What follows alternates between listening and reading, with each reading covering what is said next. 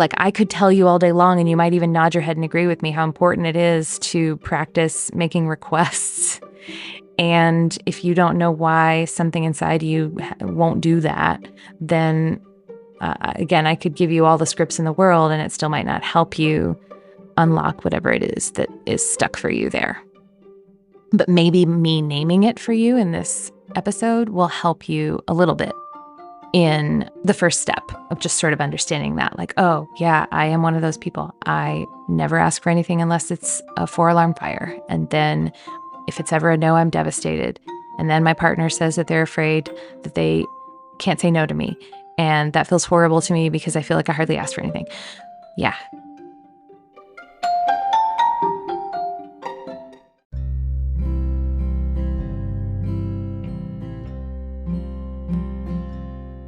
Welcome to Making Polyamory Work. Hi, I'm Libby Sinback, and I want to thank you for being with me today.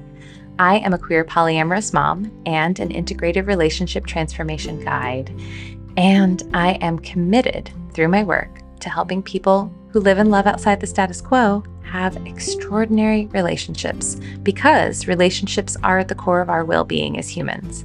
I think love is why we're here and how we heal.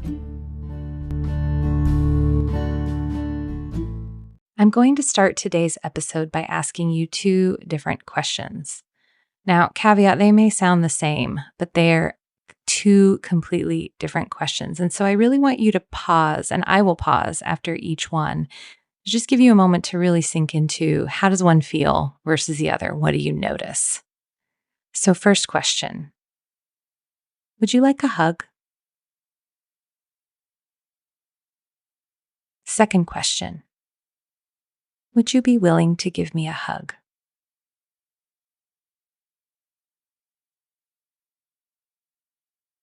Do you notice the difference between those 2 questions? Well, I'll go ahead and tell you. One question is a request. One is an offer. I cannot tell you how many people I meet through my work who really struggle with the difference between a request and an offer. So we're going to talk about it today. So I have shared this on my Instagram before, and I will link to it in the show notes, but there's this beautiful infographic that Kai-Chang Tom created, inspired by Betty Martin's work. And Betty Martin, I've mentioned her before on this show. She created the Wheel of Consent. Kai-Chang Tom created this beautiful spectrum of consent, where it goes from, I think actually, right to left rather than left to right, where there's wanting, or this is what makes me feel good, this is what I like. There's willing, which gets a little smaller. This is something I'm okay with, something I'm fine with, or I'm happy to do for someone else, but it's not really for me. Wanting, willing. And then there's tolerating, which is, this is something I'm putting up with, because, there's something that I'm going to get out of it that I do want, but I don't really want this part.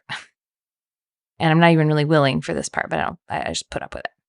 And then there's enduring, which is, this is hurting me, actually, but I don't feel like I can say no. Or I'm stuck in a situation where I'm saying yes to one thing and I'm stuck with this other thing that's hurting me. That's enduring. And, the tolerating and enduring parts we're not really going to talk about today, but I really want to talk about this difference between wanting and willing, and how important it is to make the distinction. Because I think a lot of people think it's only okay to want something if the other person wants it. And so a lot of times we'll phrase a request like this. We'll say, do you want a hug? When what we really want is a hug. Because we don't want, and I get why, like, we don't want to do something with someone else if they don't want it. But sometimes we have to, I think, in all kinds of relationships, what we don't want to do, of course, is we don't want to give them a hug if they're going to be tolerating it or enduring it. So I think when we're saying, do you want a hug? What we're really asking is, would this be okay with you? Or would this be harmful to you right now? We're not necessarily asking, is this something you are craving or desiring for yourself right now? But again, it's murky because sometimes maybe that is what we're asking. Sometimes you can kind of tell the difference. Like someone will say, do you want a hug? And you can tell by the tone of their voice and their body language that they're not asking if you want a hug. They are asking for a hug, which is different. That would be, are you willing to give me a hug? Or may I have a hug? That is a request. When you're saying, do you want? That's an offer. And for me, because I'm very neurodivergent and words really matter to me and I get really hung up, if someone asks me, if I want something and what's really going on is they want something, I feel a little manipulated. And I'll go into why, which is I think what's happening for that person sometimes, like I said, it might just be messiness of language. Like they're just not using the precise words, but you can tell by their tone of voice and by their body language that they are in fact making a request. But I do think there are some people who really have a hard time expressing and owning and being with their own desires without putting that desire on the other person. Like, and this is a boundary thing, honestly. It's like the ability to say, I would really like a hug. And it's okay that I want it even if you don't. Like, I want it and I could make this request and my want can exist next to your not wanting. Like you could not even be willing. You could be, it's cool that you want a hug. I am not up for that right now. I don't want any physical touch. And that would be okay.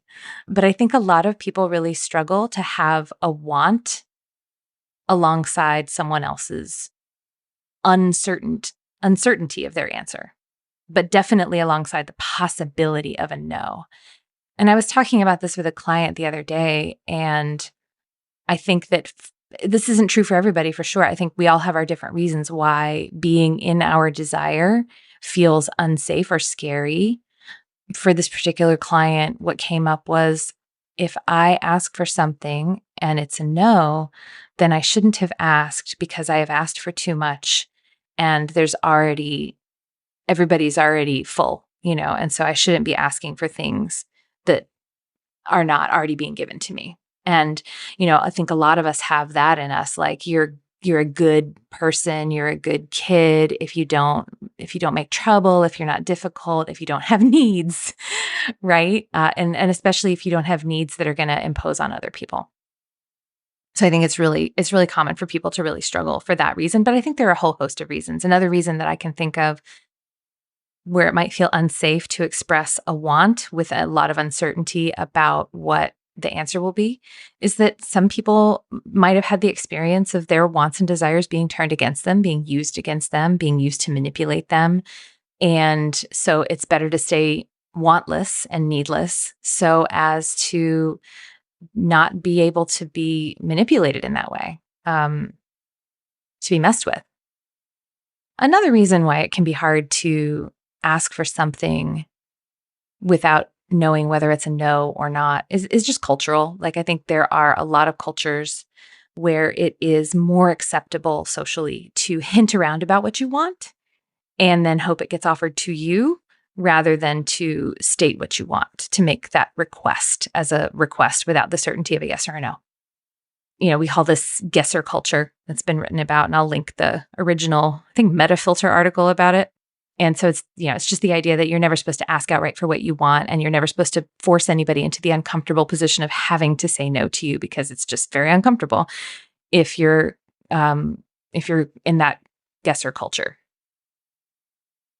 Why do I think this is important for non-monogamy? Because I really think we have to be able to talk about what we want and what we don't want.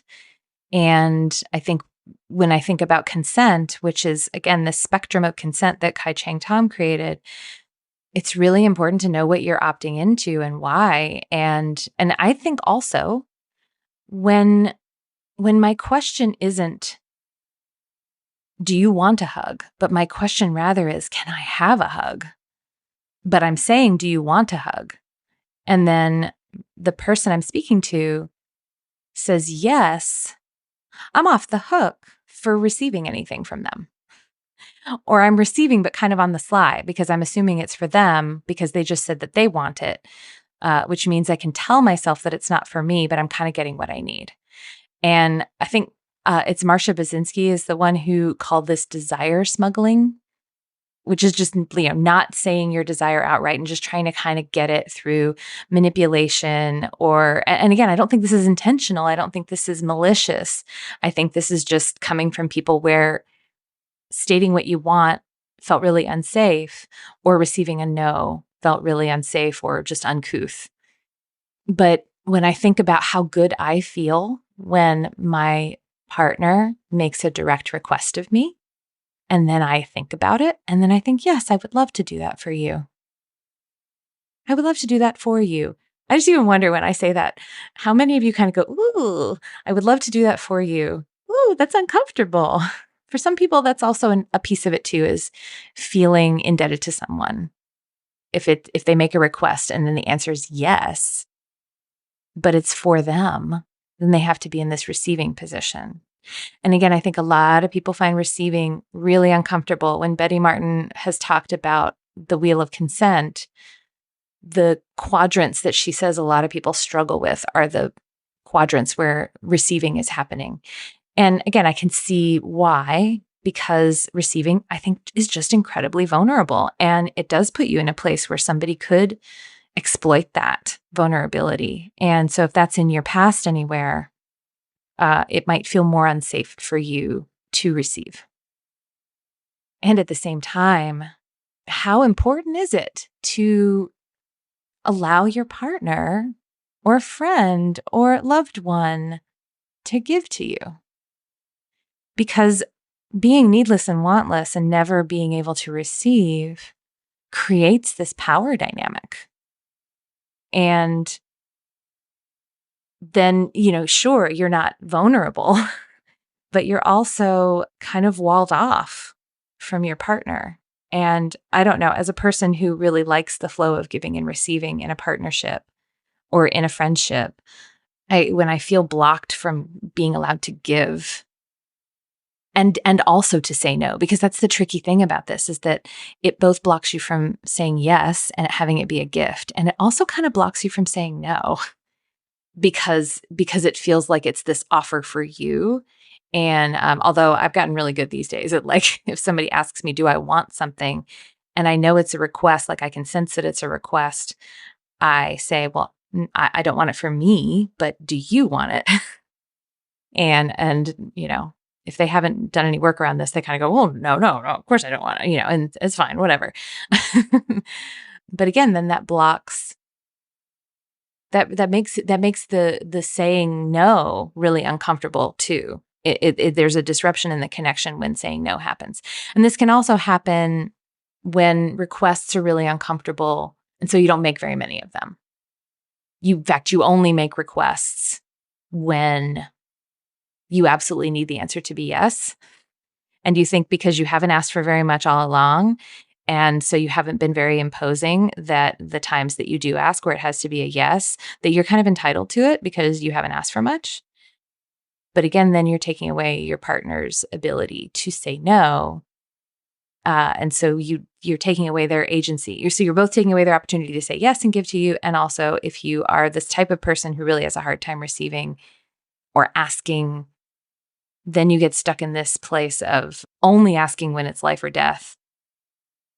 And then what if your partner's a no? Then they're a shit partner to you, and it's devastating, and you have a horrible fight.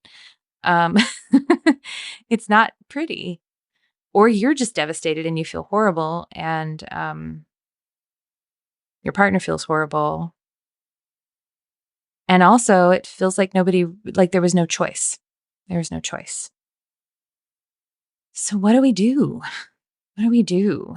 Again, if you're in this camp of someone who is struggling in receiving, like if receiving is really hard and scary for you, it's probably worth doing some inner work with a qualified professional to really dig into why. Because there might be some healing in there for you.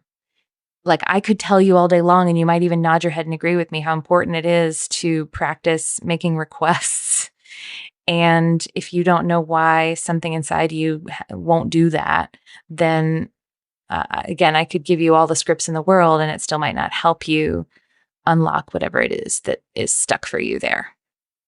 But maybe me naming it for you in this episode will help you a little bit in the first step of just sort of understanding that, like, oh, yeah, I am one of those people. I never ask for anything unless it's a 4-alarm fire. And then if it's ever a no, I'm devastated. And then my partner says that they're afraid that they can't say no to me. And that feels horrible to me because I feel like I hardly asked for anything. Yeah. I would seek some support around that because I think your reasons for landing there are probably really individual.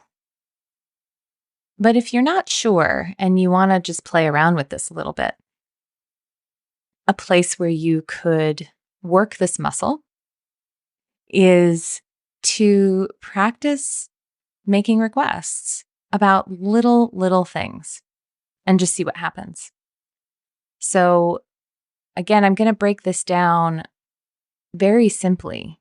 It's a request if you are asking with the words, would you be willing? Would you be willing? I want you to burn that into your skull. Would you be willing? And like for little things, like, would you be willing to close the door over there? Would you be willing to grab me a blanket? Would you be willing to just stroke my hair for a minute? Would you be willing to grab me a glass of water? It's my favorite one. Around little things. And see, first of all, what happens in you when you ask, when you make a request like that, a low stakes request using the phrase, would you be willing, to someone. And then I want you to notice what happens when the person you ask says yes or no.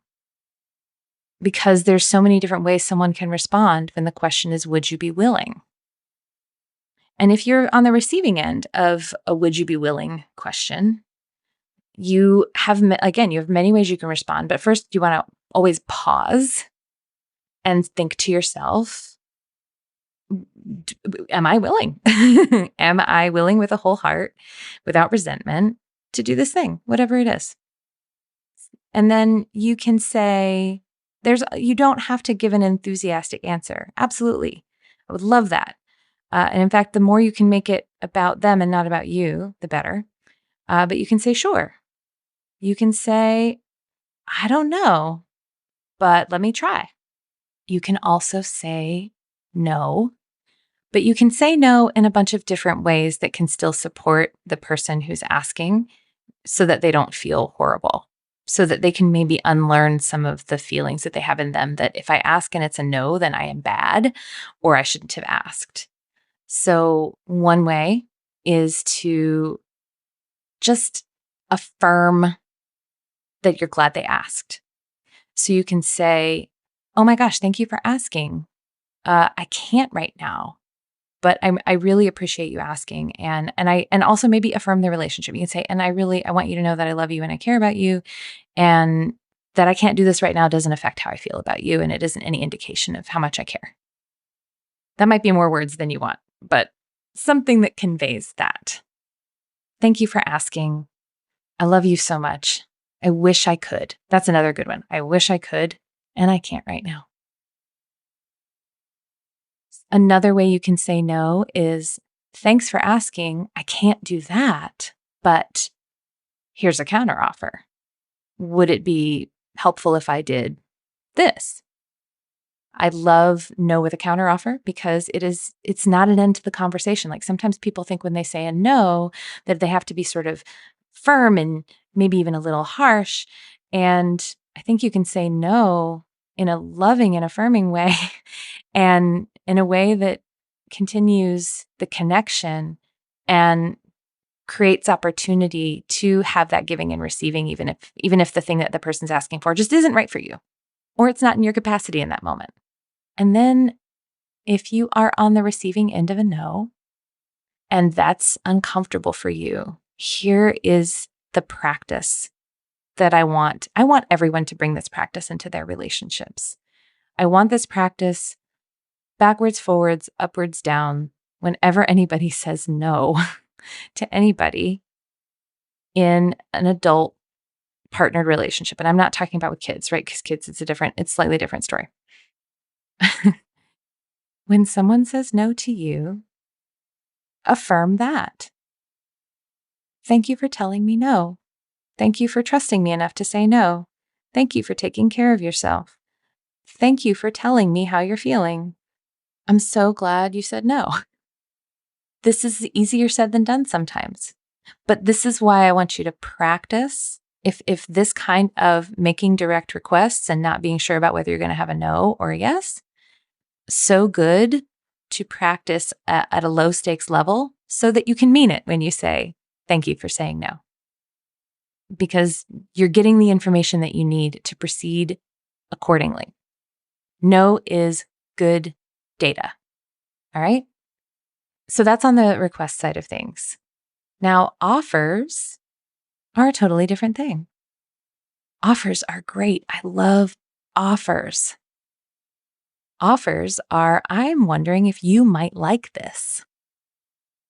And what I love about offers is that when you're making an offer to somebody, you are hopefully detached from whether they say yes or no, because it's not about you, it's about them.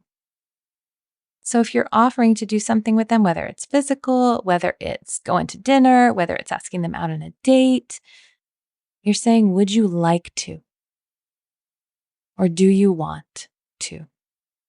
So again, it's not are you willing? It's not for you.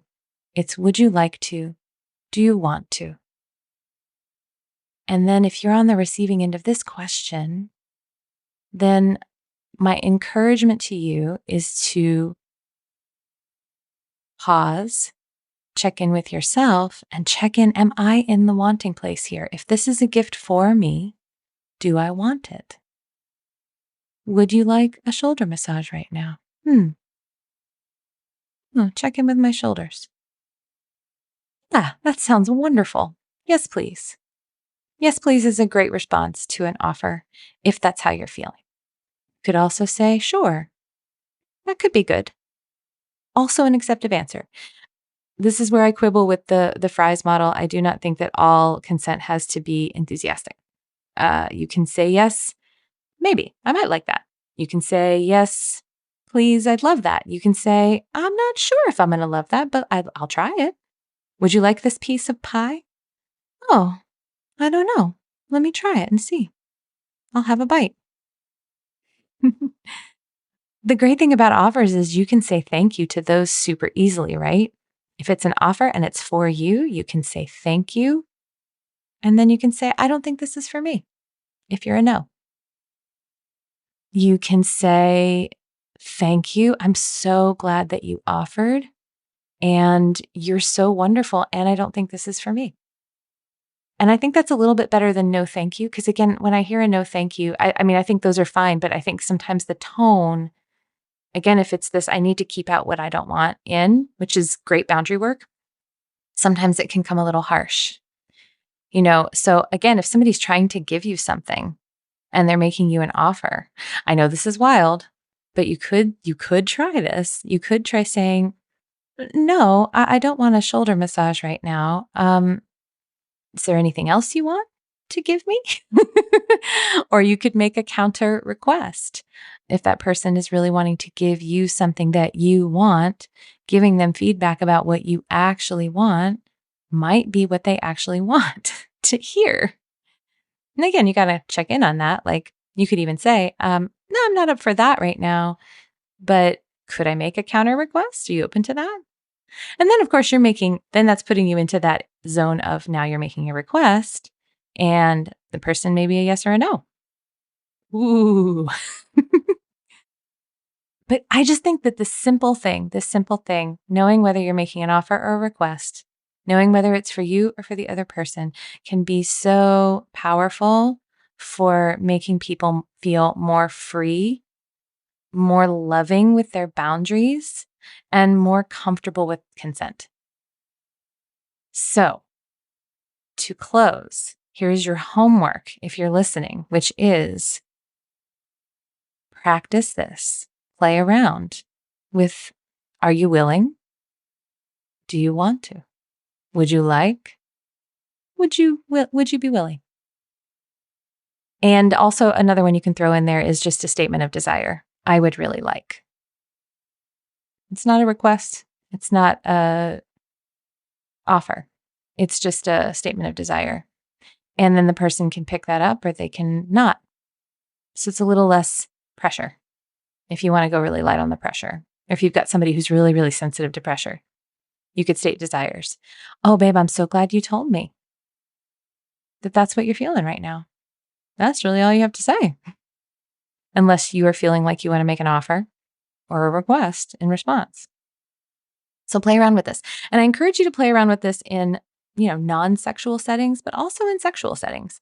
I'll throw out here too that I think, making offers and requests in sex is something that I think we don't do enough. And I think we can especially get tripped up on making an offer when it's really a request. And one thing I really hate about a lot of consent, like teaching, is around like asking for permission, like that consent is asking for permission. So may I do this thing, or would it be okay? And I really like just getting rid of would it be okay? And instead, would you be willing? Or would you like?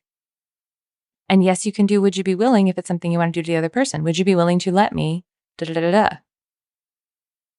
Would you like da da da da? I really want to da da da da. What would you really like?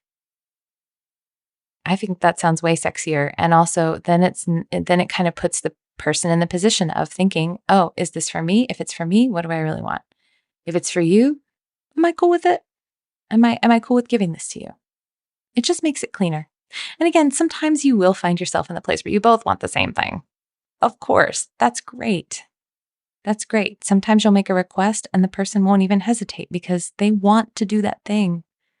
But I just think being clear here can just clean up so much. So yeah, play with this and let me know how it goes. Happy requesting and happy offering.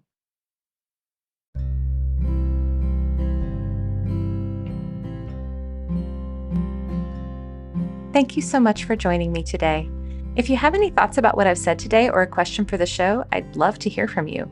You can find me on Instagram as ThatPolyamMom, or you can go to the show's website, makingpolyamorywork.com, and submit a question there. I'll also say that if you're loving my podcasts, but you are looking for more support, I do this for a living. I am an integrative relationship guide.